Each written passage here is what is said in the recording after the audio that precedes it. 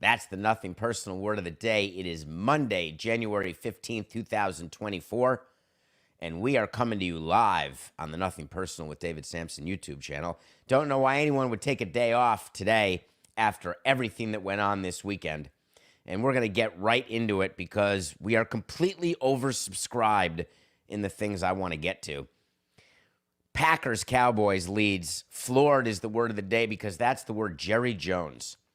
The 81-year-old owner of the Dallas Cowboys was interviewed after their loss to the Green Bay Packers. The final score, it's one of those NBA games where the final score is 125 to 112. Hey, that seems like a game, except it was really, they were up 30 the whole time, and then in garbage time, 10 points were scored, sometimes even a backdoor ridiculous cover by an underdog. Obviously not in this case, as the Packers were the underdog, but the game was not a 48-32 game. The Packers started playing prevent defense the last 6 minutes or so, and the Cowboys scored a bunch of touchdowns. So Jerry Jones gets interviewed, and there was a lot going on during the game. Of course, they're showing Jones like he's Taylor Swift, the broadcast is. Is he going to fire Mike McCarthy right now? I'm shooting out tweets. He's getting ready to talk to Bill Belichick. Everything's happening. And then they get him after the game, and he just looks into the camera. He's surrounded by a scrum of people. And remember, he's the owner of the team. Remember, he's the general manager of the team. It's time for my quick 1-minute side note here. I have the most respect for Jerry Jones as an owner, as any owner in sports. Not because he built the most valuable franchise in sports, although that's not terrible. He's not a meddling owner. For all of the people who call him that, you're incorrect. Meddling owners are owners who get involved in the operation of their team, and they do it from the shadows. They do it on phone, via text, sometimes even in person. Jerry Jones named himself the general manager of his team. Good for him. Not a meddling owner.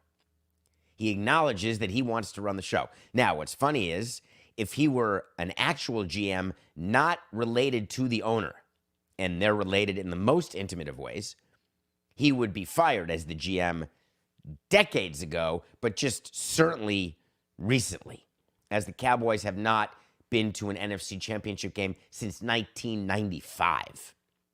That is a drought of, wait for it, 29 years. Hasn't been to a championship game. Great success in the 90s, back before some of you were born. Like 40% of you were not born. Jerry Jones was actually extremely successful, and he was the GM then too, as owner and GM. Troy Aikman, Emmitt Smith, etc. Has rings. The thing is, when owners get rings early, they get the feeling they're going to keep getting them because what they did to get the ring in the first place, they'll try again, do again. I did that. I got a ring in my fourth season. Figured that'll be easy. Keep signing players like Pudge, and we'll keep getting rings. Keep trading for players like Urbina, and we'll keep getting rings. And Conine tried it year after year, never did it again. Jerry Jones doing the same thing. But at least I was able to fire GMs and fire managers. All Jerry Jones can do is fire coaches. So the thought is, because he'll never fire himself, is that McCarthy is not going to make it. Even before the game, there was this pressure on Mike McCarthy that if he did not have a good season, a good postseason, that his job would be in trouble. So the game ends and you start hearing the stats. The Cowboys are the first team to have 3 12-win seasons in a row and not even play in a championship game.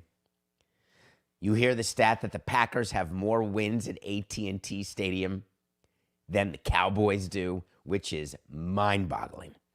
AT&T Stadium prints money as an entity.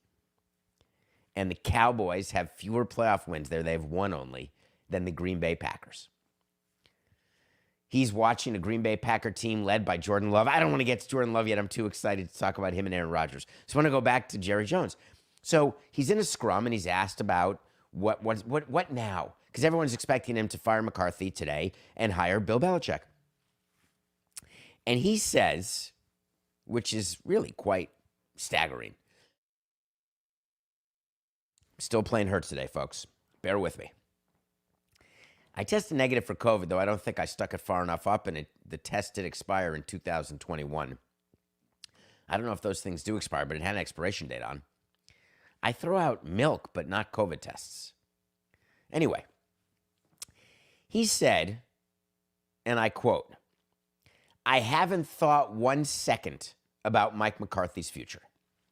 So a little insight into how owners and GMs watch games, and even team presidents. You're sitting there watching a playoff game, and you're evaluating everything. You're evaluating the concessionaire.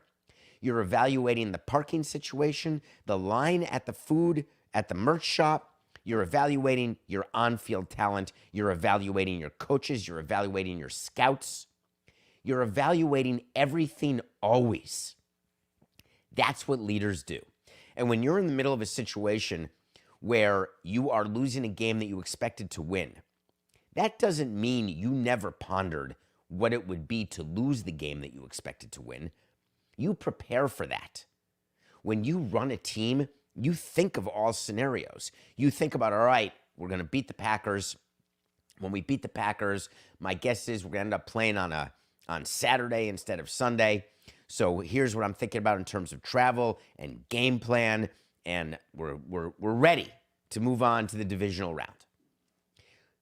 If we lose to the Packers, I therefore can have plans next weekend that I was supposed to have because I'm going to be available, and I'm going to do meetings on Monday that are exit meetings, and I'm going to have to fire my coach. Of course you're thinking about that. When you think about a loss, you don't just think about a 48-32 loss, because that does cross your mind.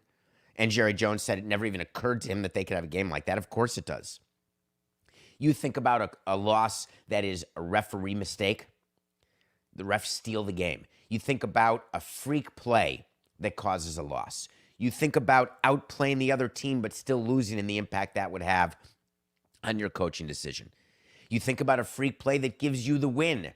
Does that change your view of the coach? And that's the one when you say, hey, if we win the Super Bowl, I got to bring the guy back. But short of that, even though we got here, it was freak by freak by freak by freak, and we want to move on. The point being, of course he's thought about it. Because as a GM, that's your job. And I'd like to think that Jerry Jones does his job. The owner, when interviewed, said that it's as bad a loss as he can remember, which is funny when you're an octogenarian, because my guess is that you generally don't remember recent losses. You remember things much further back. So he has a long list of things that he could draw from with his fading memory. Worst loss of all time. He was floored. Then we got into some details about other ramifications of this loss. Someone said that Dan Quinn won't be hired away to be the Seattle head coach. I think Coco was talking to me about this when we were prepping the show for today. He was interviewing or a favorite to be the new coach in Seattle. But after that performance, how could the Seattle Mariners ever hire him? And I smiled and I said, the Mariners would never hire him. It's the wrong sport. I meant the Seahawks. It's Monday. Hi, my name is David Samson. All right, I'm good. Barely good, but good nonetheless. When you're hiring a coach and you've got a coach in mind or a manager, you're not looking at the result. That's like saying when you're working on a trade of a player right before a deadline and the player goes 0 for 4 or the pitcher gives up 8 runs in 2 innings, you don't call up the team and say, changed my mind. You are evaluating the ability of someone to coach or play for you based on their body of work and what they're going to do over a period of time, not because the Packers dropped a 48 burger. If Jody Allen is the type of owner, the type of non-football person who is swayed by the Cowboys' loss to the Packers, as a Seahawks fan, you're in trouble. So that was one game that I enjoyed. How's life doing for the Packers after Aaron Rodgers? How happy are you Packers fans? Can you just admit it that you're thankful for Aaron Rodgers and what he did for you? But now you have faith in the fact that your team is run brilliantly. Aaron Rodgers may disagree. All of you may have disagreed when they drafted Jordan Love, just like you may have disagreed when they drafted Aaron Rodgers. When does an organization get the benefit of the fans' doubt? Is there ever a time when fans are no longer allowed to question what a team does because they're that good? I'm just asking because I believe there has to be a moment where you tip your cap to somebody who simply does a job better than you ever could. And I love all the armchair GMs out there and all the armchair team presidents and all the armchair players. I love the Monday morning quarterbacking that everyone does after the fact when people who run teams have to do it in advance, not after the fact. But is there a time, and have the Packers not earned that moment, where you just look at them and say, hey, you want to draft this guy? You win. You want to draft that guy? You win. Jordan Love beating Dak Prescott. I'm just throwing it out there. And this is from Coca. But still, it's great because I would have known it because I knew it after he told me. Jordan Love was among the top 2 in passer rating since week 12. Jordan Love threw for over 4,000 yards. Jordan Love had a huge, successful, great year. And this was his first year starting, not his first year in the league. Not a rookie quarterback. A first-time starter is what Jordan Love is. Love it. I just love it for all Packers fans. I was picturing Woody Johnson. I always like, as a former executive, one of the things I do is put myself in the seat of other executives, other presidents, other owners or GMs. Woody Johnson, and believe me, they watch. Don't let owners tell you, oh, I didn't see the game. Oh, I was on my yacht in Cannes. I didn't watch that. Well, first of all, wrong season for that. But second of all, they do. Watching Jordan Love when you're the Jets. So happy. It's sort of like what Jimmy Haslam must have been thinking. Jimmy Haslam is the owner of the Cleveland Browns. He and his wife told you that signing Deshaun Watson only happened after they spoke to their daughter, and they all agreed, we're going to give him a shot because everyone deserves a chance, and we're going to give him $230 guaranteed $1 million, and then we're going to watch Joe Flacco be our quarterback. I could not have been rooting harder for the Cleveland Browns to win that game, because for Joe Flacco to go on a run, it's sort of like Nick Foles winning and not Carson Wentz. For the Eagles, back when we were doing 7 marathons in 7 days, watching that marathon from Cartagena. I'll never forget that. That was January of 2018 when the Eagles won that Super Bowl with Nick Foles, not Carson Wentz. So I wanted the Browns to win, and I'm watching C.J. Stroud, the quarterback of the Texans. I'm thinking, wow, David Tepper is watching this game thinking, God damn it, I'm an idiot. All my guys stink. C.J. Stroud, Bryce Young. C.J. Stroud, of course we're taking Bryce Young. I am demanding we trade up. How happy are Texans fans that Lovie Smith is Lovie Smith? Do you remember what Lovie Smith did when he won that last game before he got canned as the coach? And it caused the Texans to get the number 2 pick, not the number 1 pick. And then Bryce Young got chosen. Who knows? The Texans can say all they want. Oh, we were going to take Stroud no matter what. Who knows? Sometimes it just happens. C.J. Stroud, the way he played, if you are betting against him, against either, who would he play? Against either Kansas City or Baltimore, then you're making a mistake. This guy's good. The Cleveland Browns have paid Deshaun Watson $91 million the last 2 years. $91 million. And he's played 12 games for him. 12 games, $91 million. I can't blame Deshaun Watson. I can't. If you have $230 million guaranteed money, why would you play? Why would you risk anything? All right, I got to get to this now. Third game. I got to get to the Chiefs-Dolphins. I have to. All right, I got a few things to admit. It's not good. It's not good, but I'm going to admit it. This is a truth. And I never said it when I was president of the Marlins because I wasn't allowed to, and I wouldn't have. There's no team I rooted against harder than the Miami Dolphins. Ever. As a president of a team. All they did, first they were our landlord, and they were absolute nightmare landlords at Pro Player Stadium. First Wayne Huizinga's people, then Stephen Ross's people. They just thought that their S didn't S. And believe me, it did. We were treated like fourth-class citizens. Stephen Ross pretending he wanted to buy the Marlins, making a joke of an offer when we were selling the team to Jeter or A-Rod. Just always want them to lose. Tired of Stephen Ross getting any credit as anything when he is the single least successful owner in the history of South Florida sports. And this is not sour grapes. This is, I don't care if you like me or like Jeffrey Loria or like Wayne Huizinga, whatever, or David Epstein. What has Stephen Ross done? Yes, he has done very well with his stadium. Way to go. So did I. They haven't won a playoff game since 2000. Now that the Detroit Lions have won a game, the Miami Dolphins have the longest streak without a playoff win in all of football. 32 teams. All the money they've spent. And now they've got cap problems and no path to win. Oh, but they've got the most brilliant coach. Let's bring him in. Let's rally around his quirkiness. We've got playmakers now. Oh, injuries. Half our defense was injured. Dolphins fans are notorious, because it's such a Dolphins town, notorious for excuse making for their team. Hey, we were injured, just tough break, cold weather. Give me a break.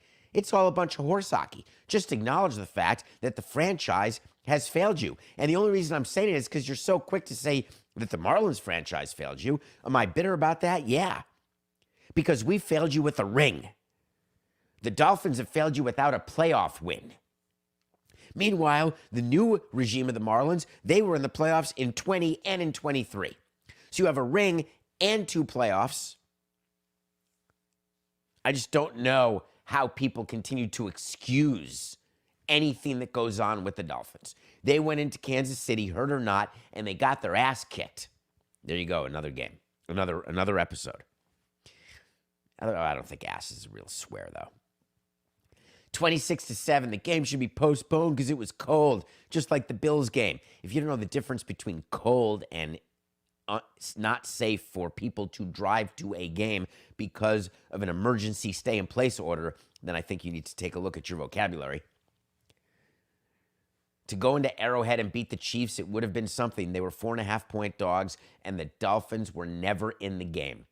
They were never competitive, ever. Now, you're forced to look at that team and ask a question that I've been asking of you for, how long has it been, Coca? I had it written down, I think. Since March of 2023. It's almost a year ago. I gave you a wait to see that Tua would not get an extension from the Dolphins. Do you remember that? We haven't gotten a yes or no on that because they haven't decided. After yesterday's game, or Saturday's game, whichever, where do you stand on that? If you're the Dolphins and you're Chris Greer, the GM, or Stephen Ross, the owner, you're looking at that game and saying, defensive injuries, that was it. Tua just isn't good in the cold. Is that it? Are you going to give him franchise-altering money when you're already over the cap? Is he your guy? Now, I grant you it's hard to get a quarterback. But here's what I would do. Wait. There is no reason to extend Tua now, and I'm not going to extend Tua now. The Dolphins have a problem, and they have to decide, and it's too early for them to do it with this regime. They can't figure out yet, is it McDaniel, the coach? Is it Greer, the GM? Is it Tua, the quarterback? So if you are the owner of that team, you have to take your foot off the pedal. You have to evaluate, and you have to spend next year evaluating. So I'm running it back with the Dolphins as best I can with the cap issues. but I'm not committing to anything after that. Meanwhile, the Chiefs do not look like the Chiefs, but they're moving on. All right, last game, something that I noticed. It's so important that I have credibility with you as this audience because you count on it. And I like gloating when I'm right, and I like admitting when I'm wrong because I'm human. I'm wrong. My opinions are not all, they don't all end up being correct. I get more information, and then I change. I have a way to see that's outstanding about Dan Campbell when he was hired, and he gave his infamous opening press conference about breaking kneecaps. And I told you that Dan Campbell will not last his entire 6-year contract with the Lions. Well, I watched the Lions yesterday. I've been thinking about the Lions. The fact that they won the game they shouldn't have won, in that there was definitely pass interference on the final drive. The referees just missed it. That rookie's jersey, what was his name, Coca? That rookie's jersey was being pulled. The guy who had 181 yards receiving. Unbelievable tough yards after catch. Puka, thank you. He was interfered with. And then the Rams are in field goal territory and they win 26-24. That said, I'm incredibly happy for Detroit, the city of Detroit. Love the fact that that 89-year-old fan, if you watch the game, who's been a season ticket holder for, 57 years? They hadn't won a playoff game in 30 years. It's the reason why the Dolphins are now despondent.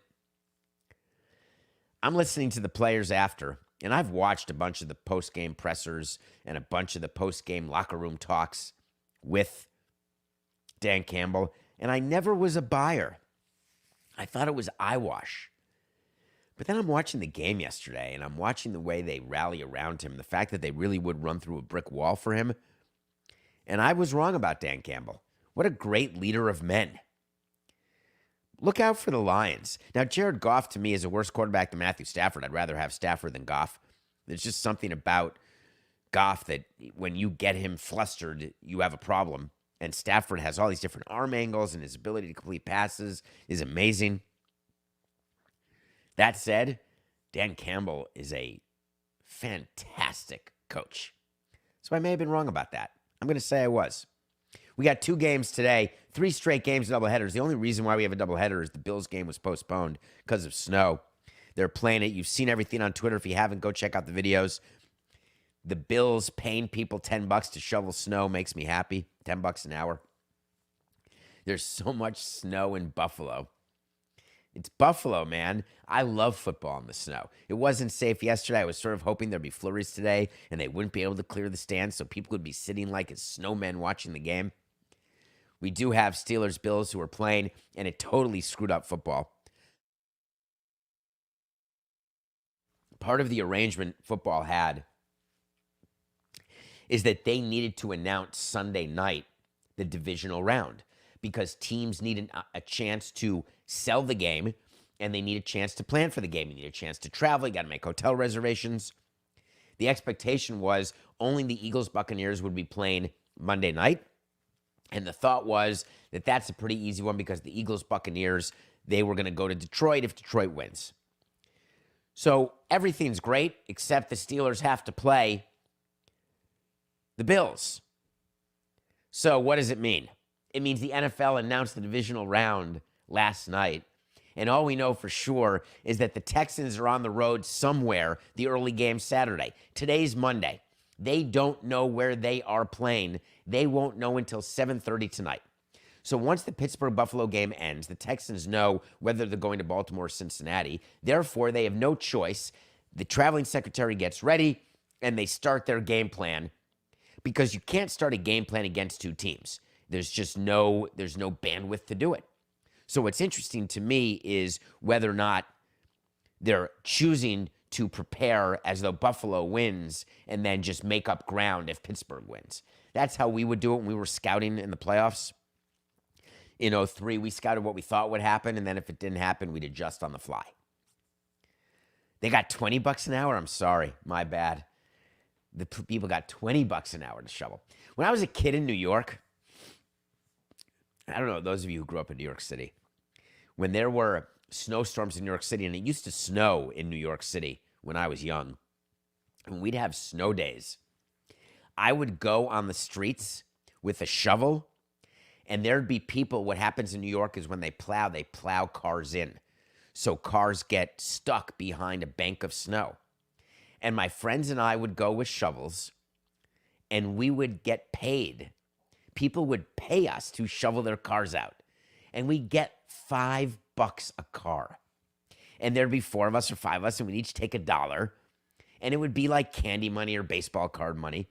And we would spend snow days outside shoveling cars out for extra money to buy stuff that our parents, who all could afford it, wouldn't do. Teaching us work ethic. Come on. I guess it worked. Here we are, 8:26 on a Monday morning when everyone else is sleeping. But not my audience, not you, Coca.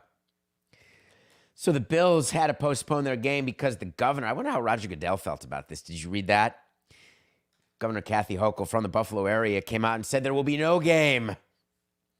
NFL hadn't even postponed it yet. That does not make people happy. Rob Manfred, Roger Goodell, Adam Silver. Politicians should not get ahead of them. They like being in the know, and then they like announcing it. Governor came out and said, we are in a state of emergency. There will be no game. She said, I called Roger Goodell myself. That's funny. Roger Goodell, what is he sitting there? Hey, can I get Roger Goodell's cell phone number? Hey, Roger, it's Kathy. Hello, Governor. What can I help you with? Hey, we're not going to let you play tomorrow. Wait, what? All right, hold on. I got to call my league operations people. When a game is postponed, a lot has to happen. A lot with the operation of the actual game, so the in-game people at Orchard Park. A lot with the travel. The Steelers ended up traveling on a totally different day. Hotels, everything changes. Hotels for Buffalo change. They spend the night in a hotel at their own home. They don't spend the night at home the night before a home game. They go to a hotel. I always thought that was weird. We would never have asked our baseball players, ever, to stay in a hotel at home the night before a big game. Weird.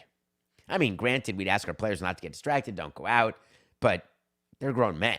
We don't need them to stay at a hotel in Miami.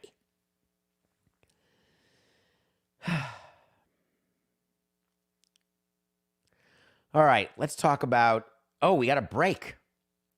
Coco, okay, let's take a break. We come back. I have a great movie to review that may win an Oscar. I'm a little tired because I was watching the Critics' Choice Awards last night. Adnan Virk invited me to watch the Critics' Choice Award from my house. I thought that was an amazing invitation. I want to personally thank him so much.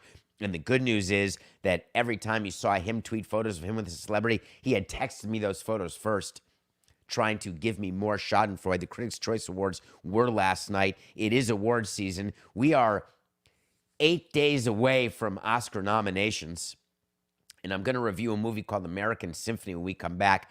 Then we're going to talk about something that happened in Chicago that got my attention this weekend. We'll be right back.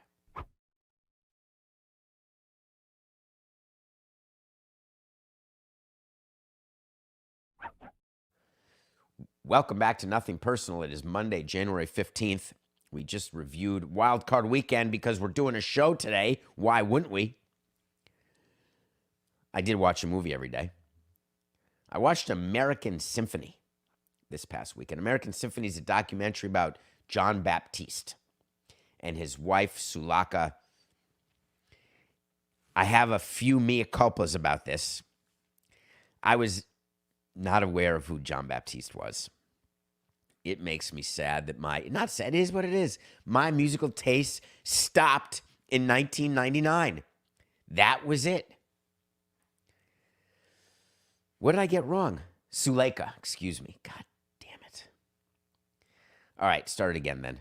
I don't want to get her name wrong. 4869.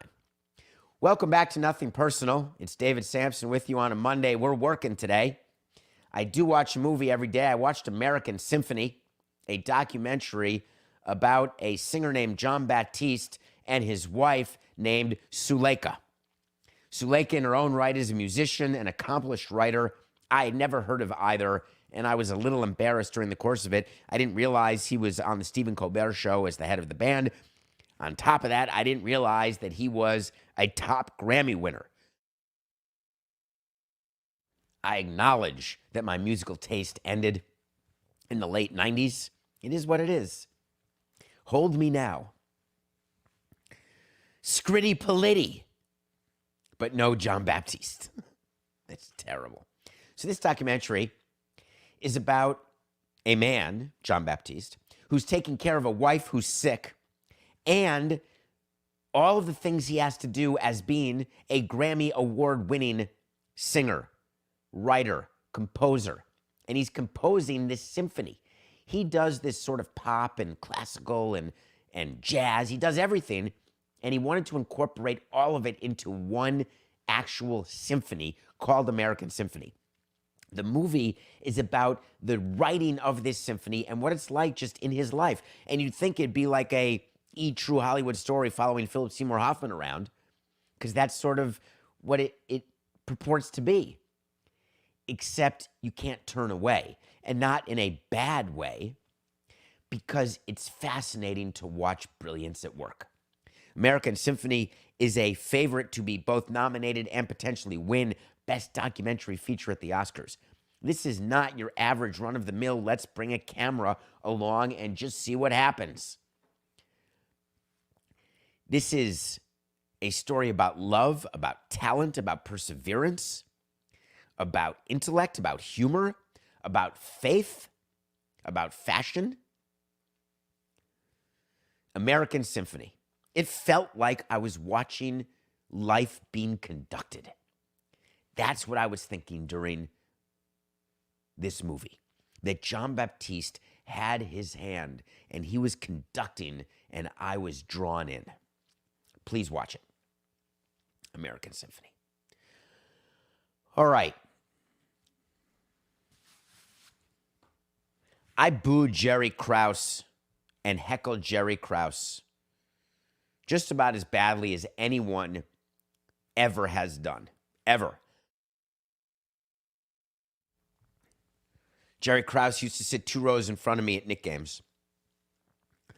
His entire career of the Bulls and Jordan beating the Knicks year after year, except when Jordan was forced to retire for those 2 years. I was a kid, but not really. In 1990, I was 22 years old. So I look now, I was, C.J. Stroud's age. And I'm sitting at games, and I'm talking about I was the type of Knick fan who had a stretch before games. I wore a uniform to games. I had a Knick shirt. I had a Knick towel that I got from the bench, an actual NBA Knick towel that I still have, that I would bring because I would sweat like Jerry Tarkanian, and I'd have the towel over me. I was a staple at Knick games because I was lucky, privileged, and boy, am I thankful. Jerry Krause and Jerry Reinsdorf were my 2 greatest nemesis because I was jealous of them, because all they did was win, and all they did was break my heart. You've heard my Jerry Reinsdorf story of how he recognized me when I walked into my first owners meeting in December of 2000, and he said, "My God, you're that little kid from Knick games." That's how known I was. You almost killed my GM, Jerry Krause. The Chicago Bulls honored the 72-10 1995-1996 team, inducting all of them into their Ring of Honor. Pretty cool, except Jordan and Pippen didn't show up. How do you do something honoring Jordan's teams in Chicago and you can't get Jordan to come? It's shameful. It's embarrassing for the Bulls and for Jordan. The fact that Pippen's ex-wife is going to marry Jordan's son. By the way, who has sex 5 times a night? And what counts as sex 5 times a night? Because give me a break. And then Larsa Pippen says, hey, Scotty did it 4 times every night, but Marcus Jordan does it 5. Absolutely ridiculous. Anyway, so Pippen doesn't show up. Jordan doesn't show up because they don't like each other, because there was this show called The Last Dance where now the world knows that Jordan and Pippen didn't get along, whereas people in sports and fans knew from the beginning they were not getting along while they were playing. No one was happier that Jordan got put out of the game for 2 years than Pippen. He was ecstatic. Don't you remember when Pippen got to lead that team and then he wouldn't go in to a play against the Knicks? He called himself out of the game. Anyway, so they're honoring the team. I mean, I like Luke Longley and Ron Harper, don't get me wrong. But no Jordan, no Pippen is a problem. Rodman, travel issues. Give me a break. They're announcing everything. They announced the name of the GM, Jerry Krause. Now, Jerry Krause was a divisive figure back then. The reason he was divisive.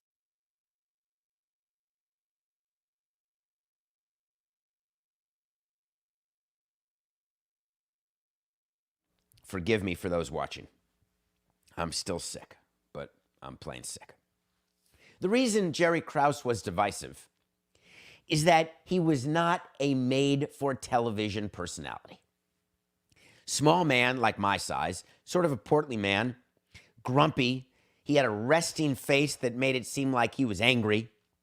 And he had to make decisions running a team that players had to be cycled through. He had to make decisions as a GM that certain players would not get extensions, certain players would get traded, certain players would get paid less. He was a hardline guy who, by the way, was the GM of 6 NBA championship teams. Not 1, not 5, 6. That's one for the thumb, folks. And you can criticize Reinsdorf, you can criticize Krause, you can criticize Jackson, criticize anyone you want. 6 rings is the end of the conversation. But people who weren't alive in the 90s, who, oh, it's LeBron James, it's not Michael Jordan, or people who are too young to remember, all they know of Jerry Krause is the way he was portrayed in Last Dance. And the way he was portrayed in Last Dance is accurate. That's who Jerry Krause was. However, I could very well see people not aware of who the GM of the Knicks was in 70 or 73 when he is announced. Like that's like Knick fans booing Dave DeBusschere because he was a crappy executive when they're honoring the 73 championship team. It's absurd. Jerry Krause, introduced to the crowd to be inducted into the Ring of Honor, is booed. But here's the thing. Jerry Krause is dead. His wife was there representing him, and Chicago fans booed his wife. Pathetic. I've been jealous, and I hate Chicago fans from the beginning. Jealous of them always. Explain that to me, please. Well, it's only some people. It wasn't everybody. I don't care that it was 2 people. I want to understand what it is, and this is when the 18-year president in me comes out and he's bitter. What is it you want as a Bulls fan? Oh, I want something since the 6 championships. We've had nothing. That was 20 years ago. Get over it.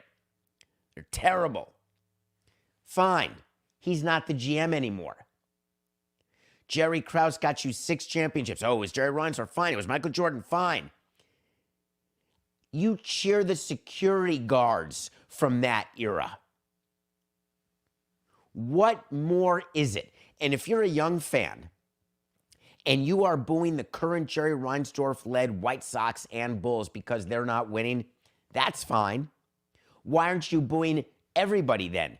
You choose Jerry Krause's widow to be the person you boo? What's wrong with you?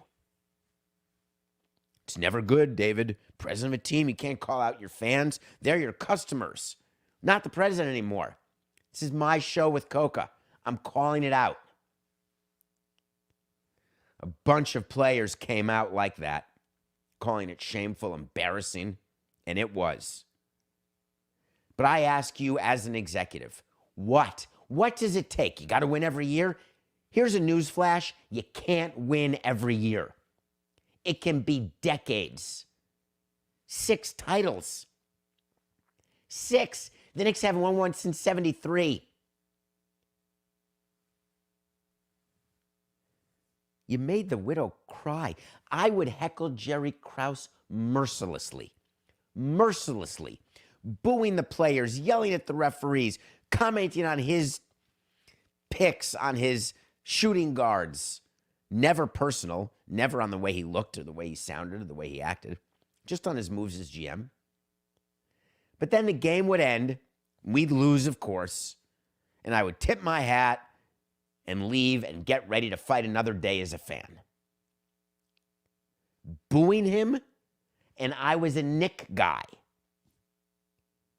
20 years later with his wife and widow, forget the fact that it were a Knicks GM. Would I boo Isaiah Thomas? That's what I was thinking about. If Isaiah Thomas came back and was honored by the Knicks. And I would boo him, and here's why. He didn't do anything. Nothing.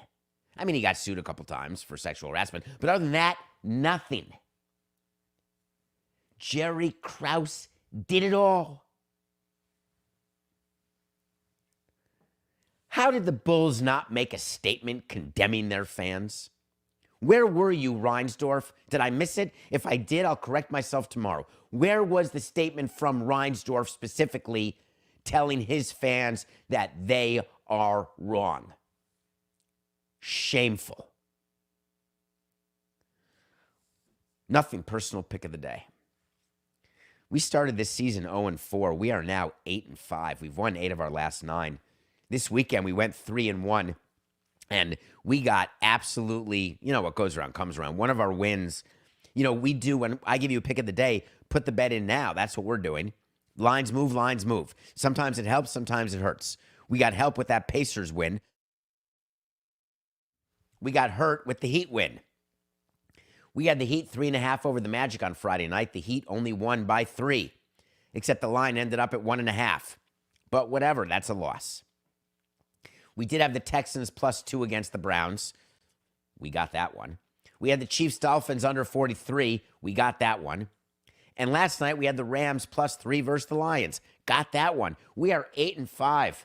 Coca, I got to announce units. We've won 8 units. That's 72. And we've lost 50. We're up over 2 units, I think, Coca. That's my guess, without looking at the document that's available on davidsamsonpodcast.com. Please. One of you sent me the funniest picture, Coca, of a horse hockey hoodie. One of you's in a horse hockey hoodie, and the picture made me laugh hysterically. But yes, those hoodies can be used for anything you want. davidsamsonpodcast.com. Go check out what merch we have. And you can follow our movies, what we review. You can follow our words of the day. You can follow what our picks of the day are. Nothing personal pick of the day. And if you are enjoying what we do, then let's keep going. Let's do picks. We got a doubleheader today. We're going to do a money line parlay because I'm feeling a little chippy. Bills over the Steelers. Eagles on the road over the Buccaneers. Now, we're getting plus money on that because the Eagles are on the road and they absolutely stink. But Bills-Eagles parlay money line. Then the Bills and Steelers. Bills-Steelers over 38.5. We're taking that as well. Even though the snow is bad. I mean, it's 38.5. And even though the defenses are good, we're going over. So Jerry Reinsdorf did not make a statement. Michael Reinsdorf is his son. Coca's giving this to me in real time. I want to get to this now. Michael Reinsdorf is going to continue to run the Bulls. He had the following statement. Jerry Krause is a 6-time NBA champion and 2-time NBA Executive of the Year. He was inducted into the Naismith Basketball Hall of Fame for his accomplishments and is an important part of our history. His legacy deserves to be celebrated and respected. We were incredibly honored to have Thelma with us this evening to recognize Jerry as a member of the inaugural Chicago Bulls Ring of Honor. Where's the rest of the statement, Coca? Where's the that can't be it, obviously. Did you copy and paste it all? You did? That's definitely not it. Can you imagine that? Pathetic. Why can't we say when people are wrong? Are people so sensitive? That entire statement, it's all true about Jerry Krause's resume. Why are you releasing that statement? Were you honored that Luke Longley was there? Why not address what actually happened and say that it is wrong? God forbid. Everyone's too sensitive. It was left up to their color commentator, Stacey King, The coach of the Warriors, Steve Kerr, came out and talked about how shameful and wrong it was. How about the owners of the team? I guess they're looking at their finances. They're looking at their books. Don't want to upset the paying customers because, it's just business. Well, I'll tell you one thing. That Ring of Honor ceremony, it felt pretty darn personal to me.